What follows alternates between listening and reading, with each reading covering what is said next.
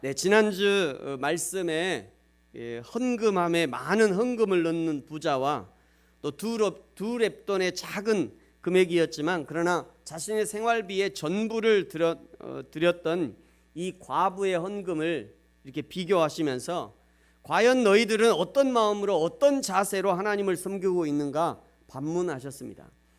그리고 예수님이 그 헌금함이 보이는 모퉁이에 앉아서 부자가 헌금하는 모습 그리고 과부가 헌금하는 모습을 아주 유심히 살폈다는 것도 중요합니다. 얼마나 유심히 살폈으면 예수님이 헌금함에서 멀리 떨어져 앉아 계셨음에도 불구하고 이 과부가 두 렙돈을 드렸다는 것을 정확히 알고 계셨습니다.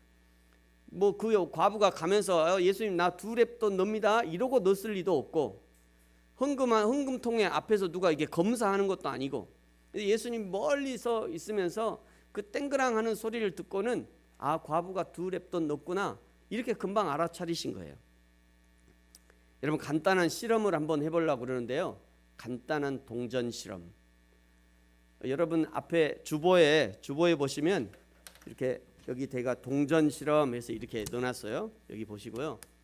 여기다 이 소리가 과연 몇 개 소리인지 한번 알아맞혀 보십시오. 지금부터 소리가 날 건데 5가지 소리가 납니다. 제가 동전 5개를 가지고 실험을 한번 해봤어요. 동전 5개를 가지고 실험을 해봤는데 과연 여러분 땡그랑 소리를 듣고 과연 이게 몇 개짜리 동전인지 한번 살펴보는 거예요. 여러분 맞춰보세요. 자, 첫 번째 갑니다. 첫 번째. 네, 두 번째. 세 번째. 완마이. 네 번째. 다섯 번째.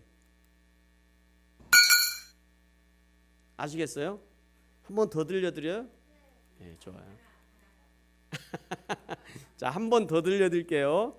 자, 첫 번째. 두 번째 거. 세 번째 거. 네 번째. 다섯 번째. 자, 정답 공개합니다. 정답은 이렇습니다. 첫 번째 소리는 4개짜리였어요. 4개짜리. 자, 두 번째 거는요 5개. 네. 두 번째 거는 5개짜리였어요. 세 번째는 3개가 떨어지는 소리였습니다. 네 번째는 요게 1개 떨어지는 소리였어요. 다섯 번째는 2개. 하나 맞추신 분? 오, 하나 맞아. 2개 맞추신 분? 오, 2개나 맞추셨어요. 3개? 오, 3개나 맞추셨어요. 4개 맞추신 분? 다 맞추신 분? 없죠? 이렇게 소리를 듣고 그게 몇 개가 떨어지는지 맞추는 거는 이게 보통 일이 아닌 거예요. 우리도 되게 어렵잖아요. 헷갈리잖아요. 근데 그때 당시에 그 헌금함을 넣는 그 통은 이렇게 나팔형으로 생겼대요. 나팔처럼 이렇게 끝이 가늘고 뒤에가 크게 이렇게 나팔처럼 이렇게 생겼는데 거기다 하나 넣으면 땡글땡글 이렇게 떨어지는 거예요. 그걸 어떻게 맞췄겠어요?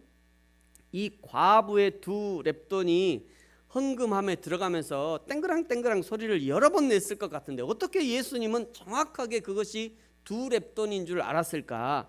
그만큼 예수님이 관심 있게 보고 있었다는 거죠. 여러분, 예수님은 저와 여러분의 모든 것에 관심을 갖고 계십니다. 저와 여러분이 어떻게 사는지, 저와 여러분이 무엇을 생각하고 있는지, 무엇을 먹고 무엇을 만나서 누구를 만나서 또 무슨 이야기를 나누는지 예수님은 정확하게 알고 계셔요. 뿐만 아니라 저와 여러분이 오늘 어떤 마음으로 예배하는지, 목회자는 어떻게 성경을 읽어서 어떻게 설교를 하고 설교하면서 자기 생각을 설교의 형식을 빌어서 성도들에게 주입하고 있지 않은지 예수님은 다 알고 계셔요. 뿐만 아니라 성도들은 어떤 태도와 어떤 자세로 예배하는지 그냥 다리 다 꼬고 앉아서 마치 연극을 구경하는 것처럼 구경꾼처럼 예배를 하고 있는지, 아니면 예배에 몰입하면서 떨어지는 한마디 말씀도 놓치지 않기 위해서 집중해서 예배를 참여하고 있는지, 우리 하나님은 다 아신다는 거예요. 하나님은 우리의 헌금 생활도 다 알고 계셔요. 오늘 헌금을 얼마 했는지, 어떤 마음으로 헌금했는지, 하나님께 드린 헌금 아까워서 벌벌 떨면서 조금이라도 덜 할 수 있는 방법 없나? 덜 할 수 있는 방법을 찾으면서 헌금했는지, 아니면 모든 것이 주님의 것이라고 고백하면서 기쁜 마음으로 드렸는지, 우리 하나님은 다 알고 계시다는 거예요. 여러분, 그래서 다윗의 기도를 하나님이 기뻐하시는 겁니다. 우리 교회 헌금 봉투에 이렇게 인쇄되어 있죠. 우리 같이 한번 읽어볼까요? 시작. 모든 것이 주께로 말미암아 싸우니 우리가 주의 손에서 받은 것으로 주께 드렸을 뿐이니이다. 아멘. 이 고백이 물질에 대한 가장 적확한 고백이고요, 내가 벌어서 내 소유의 물질을 하나님께 드리는 것이 아니라 사실은 모든 것이 주께로 말미암아 싸우니, 모든 것이 하나님의 것입니다. 내가 생명도 하나님의 것이고, 내가 일할 수 있는 건강도 하나님의 것이고, 나에게 직장을 주신 것도 하나님의 은혜이고, 모든 것이 하나님의 은혜이고, 모든 것이 하나님께로부터 왔으니 하나님께로 온 것을 주님께 돌려드리는 것, 이거는 너무나 당연한 것입니다. 여러분, 이런 자세가 우리에게 필요한 것입니다. 그 마음으로 과부가 2렙돈을 드렸던 것이고, 다윗도 그 마음으로 하나님 앞에 드렸던 것이고, 다윗의 백성들도 모두 그 마음으로 하나님께 헌물을 드렸으니 여호와 하나님이 그 마음과 헌물을 기뻐하셨던 거예요. 사랑하는 성도 여러분, 우리의 모든 것을 아시는 하나님, 그 하나님 앞에 한 점 마음에 숨김없이 나에게 허락하신 것을 기쁨으로 드릴 수 있는 저와 여러분이 되어지기를 예수님의 이름으로 축복합니다. 네, 오늘 5절에 보시면요, 5절을 시작하면서 이렇게 시작하고 있죠. 어떤 사람들이, 오늘 누가복음에서는 이 어떤 사람들, 이 사람들이 누구인지 정확하게 나와 있지 않고요, 바로 위에서 부자들, 또 기득권층들의 그런 부패, 그리고 바리새인과 서기관들의 그 현실과 보이는 것에만 집중하는 것을 질타하셨기 때문에, 여기에 어떤 사람이란 기득권층, 바리새인들, 또 서기관들 아닐까 이렇게 생각할 수 있는데요, 그런데 같은 내용을 기록하고 있는 마가복음 13장 1절에 보면 여기 이 말을 한 사람이 제자 중 한 명이었다라는 것을 알 수 있습니다. 이 제자들의 이 한마디의 질문을 통해서 우리가 알 수 있는 것은, 예수님의 제자들이 지난 3년간 예수님을 따라다녔고, 예수님 곁에서 여호와 하나님을 배웠고, 하나님의 나라가 무엇인지 배웠고, 하나님 나라에 합당한 제자의 삶이 무엇인지 배웠던 제자들이 아직도 여전히 세상적 가치관을 가지고 있다는 것을 엿볼 수 있는 것입니다. 여러분, 예수님의 제자라고 하는 사람들이 주의해야 될 것이 있어요. 예수님의 제자라고 하는 사람들이 주의해야 될 것, 예수님으로부터 하나님 나라의 진리를 배웠다고 자신이 진리의 사람으로 변화된 것으로 착각해서는 안 됩니다. 예수님 곁에 있다고 자신을 예수님의 수준이라고 착각해서는 안 돼요. 한국교회 성도들 중에서도 자신이 큰 교회에 다닌다고 자랑하고 자기가 섬기는 목사님이 유명한 목사님이라고 자랑하는 사람들을 종종 보게 됩니다. 자기가 큰 교회에 다닌다고 자신이 큰 사람이라고 착각해서는 안 됩니다. 자기가 섬기는 목사님이 유명하다고, 존경받는 목사님이라고 자기도 덩달아 그냥 유명해진 것으로 그렇게 착각해서는 안 돼요. 목사들도 마찬가지입니다. 하나님이 성도들을 많이 보내주셔서 큰 교회를 하셨다고 해서 자기도 큰 사람이 된 것처럼 그렇게 착각해서는 안 돼요.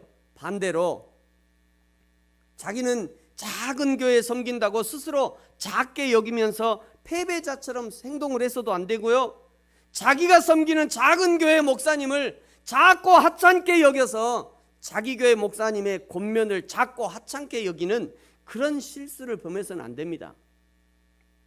교회가 크든 작든, 목사가 유명하든 유명하지 않든 교회는 하나님의 것이고 목회자는 하나님의 종이라는 의식을 가져야 돼요. 그래야 신앙에 유익이 있고요, 그런 신앙이 성장하는 신앙이 될 수 있는 것입니다. 예루살렘 성의 아름다움을 자랑하고 싶은 제자들에게 예수님이 말씀하십니다. 6절입니다. 우리 6절 같이 한번 읽을까요? 시작. 너희 보는 이것들이 날이 이르면 돌 하나도 돌 위에 남지 않고 다 무너뜨려지리라. 아멘. 만약 우리가 보는 것이 아름다운 건물과 화려하게 꾸며진 건물들이라면 당연히 다 무너질 거예요. 그것 보기 위해서 교회에 간다면 처음부터 길을 잘못 들어선 겁니다. 겉에서 보여지는 스펙들, 사람들의 칭찬과 인정을 얻기 위해서 인생의 길을 걸어왔다면 잘못하도 한참 잘못 온 거예요. 여러분, 때로는 큰 건물과 화려함이 참 신앙의 길을 방해하는 경우들이 있습니다. 겉으로 보여지는 화려한 연봉이나 화려한 사무실, 책상이나 의자나 사람들이 칭찬하는 유명세가 참 인생의 길을 방해하는 경우가 너무도 많이 있어요. 목회자들은 교회 건물, 재정, 성도의 숫자 등 겉으로 보여지는 것에 집착하고, 성도들은 자신의 스펙 그리고 자녀들의 스펙에 정신을 차리지 못하면 참 신앙의 길을 발견하고 참 신앙의 길을 걷는 것은 요원한 일이 될 수밖에 없을 것이에요. 이런 시대에 사는 저와 여러분은 반드시 이 예수님의 경고의 말씀을 기억해야 됩니다. 너희 보는 이것들이 날이 이르면 돌 하나도 돌 위에 남지 않고 다 무너뜨려지리라. 예수님의 이 무시무시한 성전 파괴에 대한 예언의 말씀을 듣자 성전의 화려함을 자랑하던 제자들이 예수님께 질문합니다. 7절에 보니까요, 언제 이런 일이 일어나고 이런 일이 일어나기 전에 그 전에 어떤 징조가 있겠습니까? 8절에 예수님이 대답합니다. 미혹하는 일들이 일어날 것인데 미혹을 받지 않도록 주의해라. 9절에 난리와 소요의 소문으로 미혹할 것이다. 그러나 그때도 아직은 끝이 아니다.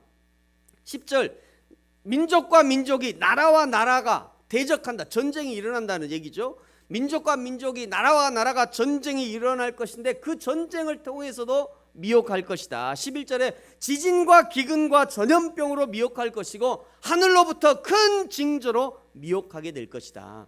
여기 하늘로부터 징조라는 것은 별들의 움직임이나 다량의 운석이 떨어진다든지 태양과 달의 움직임에 변화가 온다는 거죠. 이 부분이 이제 요한계시록 6장에서 6개의 인을 떼시는 부분과 연결되는 부분입니다. 지난번에도 말씀드렸지만 모든 성경은 다 연결되어 있어요. 물론 성경별로 집중해서 교훈하는 것이 다릅니다. 그러나 성경을 기록한 하나님이 한 분 하나님이시고 그 하나님의 마음이 창조로부터 역사의 마지막 종말에 이르기까지 동일하시기 때문에 하나님의 마음으로 성경은 일관된 이야기를 하고 있는 거예요. 여러분, 오늘 말씀은요, 종말의 시기에 있을 두 가지를 예언하고 있어요. 첫째는 소문이 있을 것을 예언하고 있습니다. 소문. 두 번째는 징조가 있을 것을 예언하고 있죠. 여기서 소문이라는 것은 그저 근거 없는 뜬소문을 말하는 것이 아니라 소식이라고 번역해도 좋을 것이에요. 소식을 듣는다는 것은 다른 먼 나라에서 일어난 일을 가리키는 것이죠. 그러니까 먼 나라, 다른 나라에서 일어난 일들을 뉴스를 통해서 들을 뿐 아니라 또 내 가까이만 아니라 조금 거리가 있는 곳에서 일어난 일들을 뉴스로 듣게 된다는 거예요. 그리고 자기 자신도 이제 직접 그런 일들을 겪게 되는 거죠. 종말의 징조는 어떤 특정한 지역에서 한정되어서 일어나는 일이 아니라 전 지구적으로 일어나는 일이 될 것입니다. 여러분, 왜 이 종말의 시기에 이런 소문과 소식이 들려오게 되는가? 미혹하는 거죠. 이 종말의 소식과 소문을 통해서 미혹하는 것입니다. 어떻게 미혹합니까? 믿음 그거 아무런 소용없어. 믿음 그거 아무런 쓸데없는 것이야. 이렇게 미혹한다는 거야. 하나님 믿는다고? 네가 하나님 믿는다고? 하늘이 흔들리고 별이 떨어지고 지진이 와서 지금 수많은 사람들이 죽어가고 있는데 너희 하나님은 뭐 하시냐? 어떻게 하나님이 사람을 보호하지 않느냐? 그 하나님 다 필요 없어. 다 쓸데없는 거야. 이렇게 미혹한다는 거예요. 여러분, 그 미혹을 주의하라 라고 말씀하고 있는 겁니다.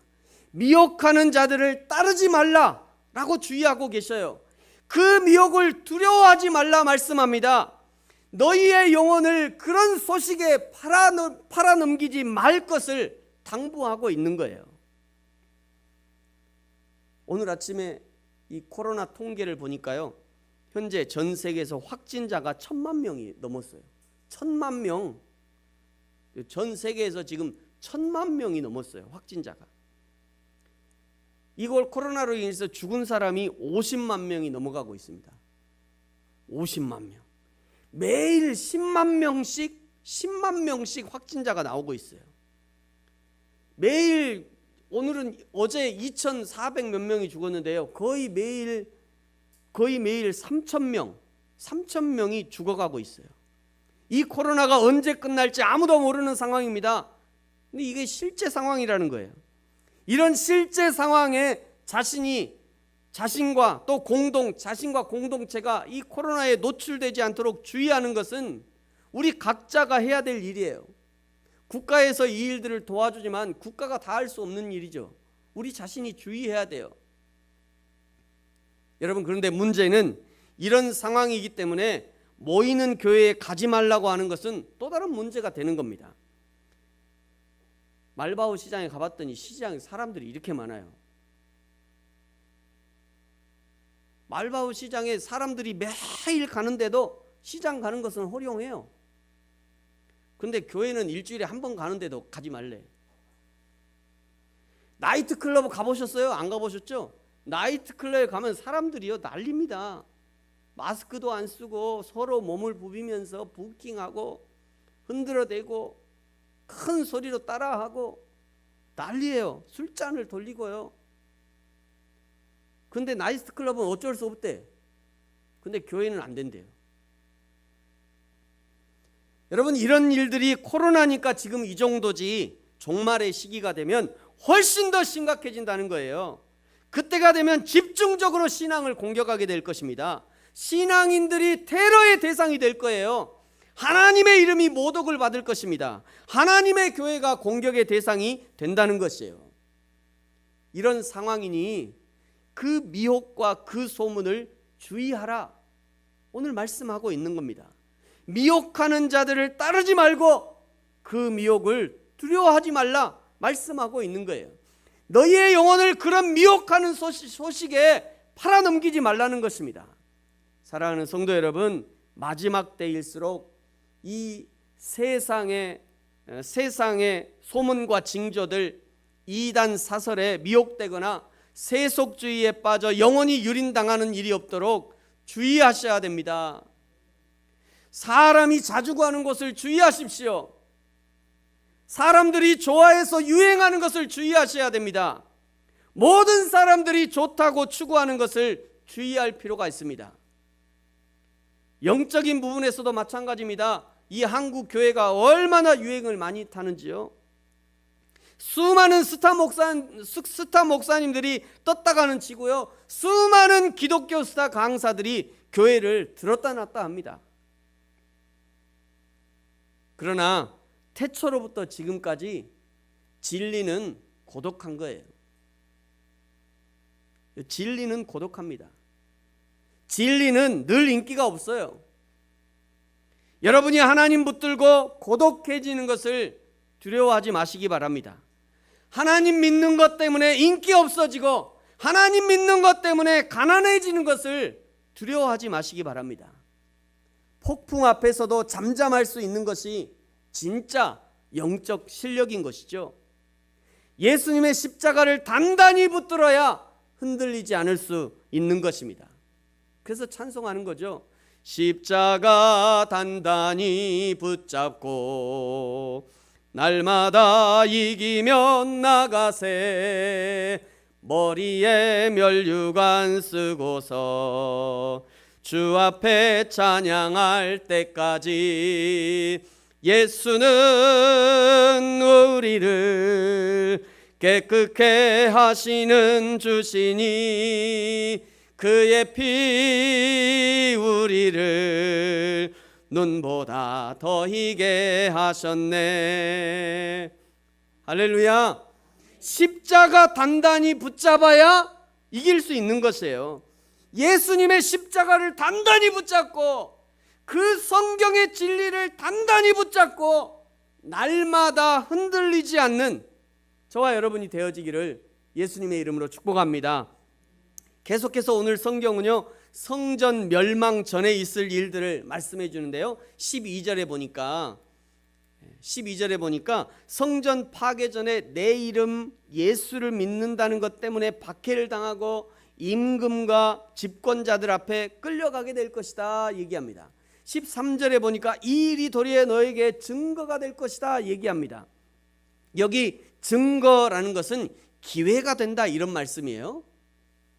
박해를 당하고 핍박을 당하는 것이 어떻게 기회가 되고 어떻게 증거가 된다는 말이냐? 첫 번째는요, 자기 스스로에게 박해를 당하면서도 예수를 부인하지 않고 신앙을 타협하지 않는 그 속에서 내가 하나님의 사람임을 스스로 증거하고 증명해내는 그런 기회가 된다는 거예요.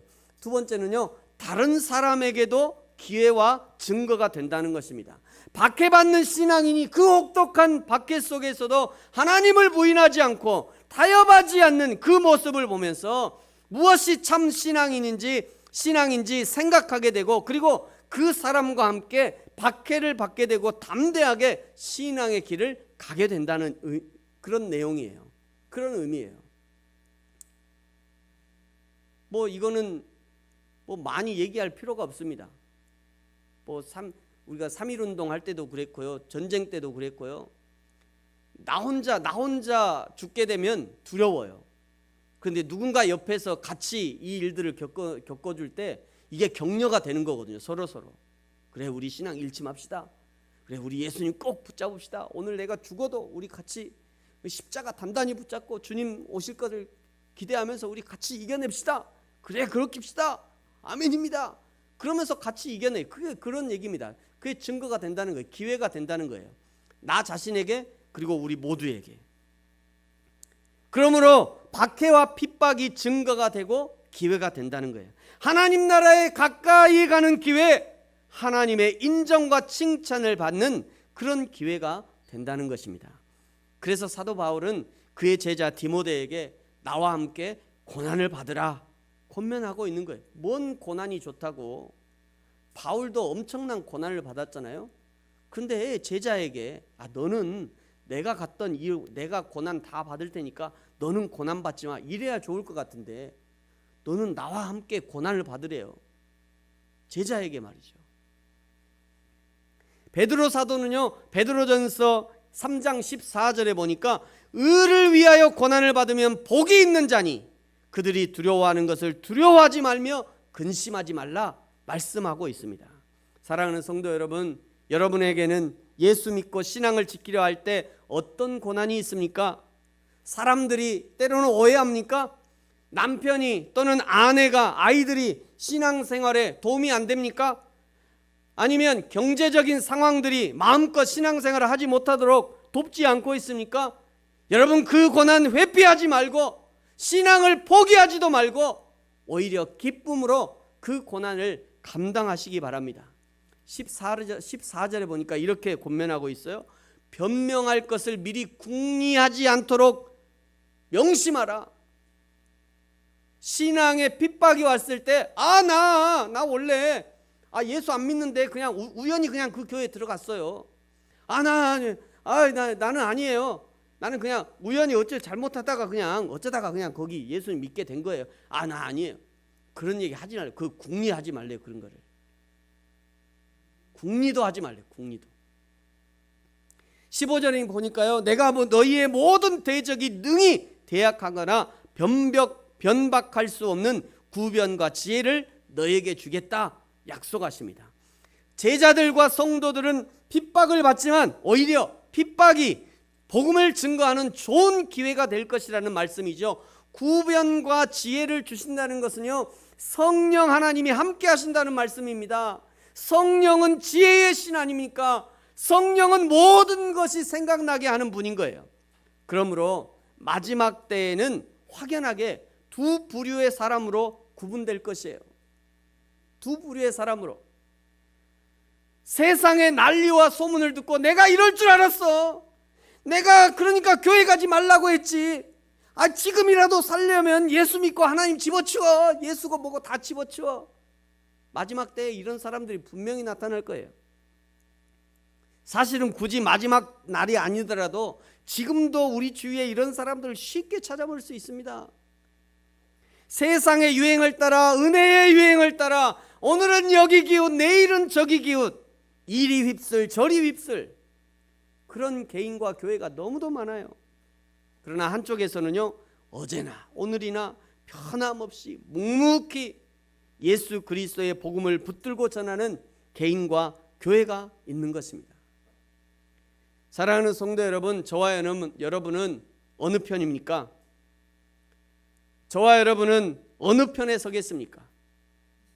고난과 핍박이 오거든 오두방정 떨지 말고 성령의 지혜를 따라 담대하고 변함없이, 고난이 오거든 고난을 받고 핍박이 오거든 핍박을 받고, 그리하여 하나님과 사람 앞에서 하나님을 증거하고 하나님을 드러내는 기회로 삼는 저와 여러분이 되기를 축복합니다.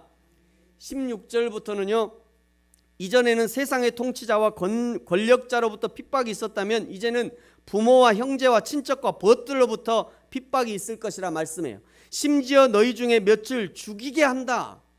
너희 중에 몇을, 누가요? 부모나 형제와 친척이, 벗이 너희들을 죽이게 할 거야 말씀하고 있어요.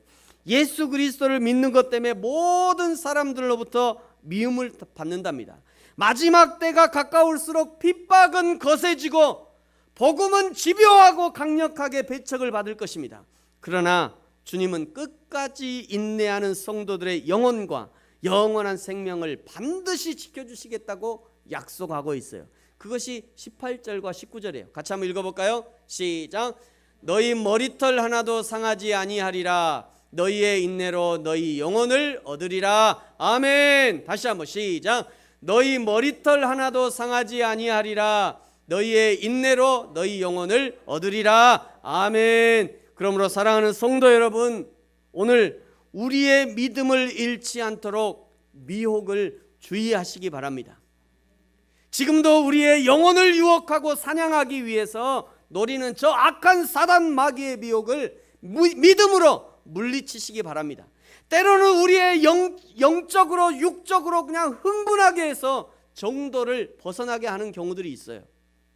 때로 우리에게 심한 영적 침체기를 줌으로써 믿음에서 떠나게 할 것입니다.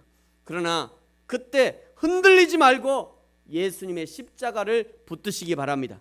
변치 않는 진리를 붙드셔야 합니다. 오히려 더욱 담대하게 복음을 증거하십시오. 그것이 마지막 시대에 저와 여러분을 지켜주는 든든한 영혼의 닻이 될 것입니다. 그리하여 날마다 영적 승리의 계가를 부르는 저와 여러분이 되어지기를 예수님의 이름으로 축복합니다. 기도하겠습니다.